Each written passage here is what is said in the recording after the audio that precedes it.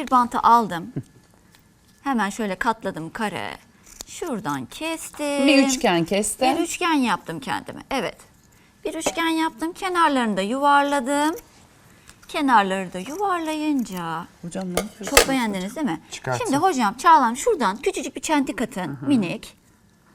Attık çentiği. Evet. Şuradan da attık. Geldim. Burada önemli olan hocam siz de bu konuda uyarırsanız ağzı kapatarak bantlıyorlar. Şimdi bak geldim. Ağzım açık. Böyle şey ıslık çağı gibi yapıyoruz değil mi? Dudağımızı. Evet hocam. Bak şöyle. Evet. Tamam.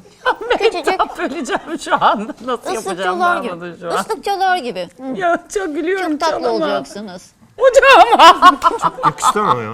Değil mi? Evet. Yakışmamış mı? Önce güzel Çağla olacak. Evet Çağla işi geldi. Ah muhteşem oldu. Evet. Bayağı güzel oldu.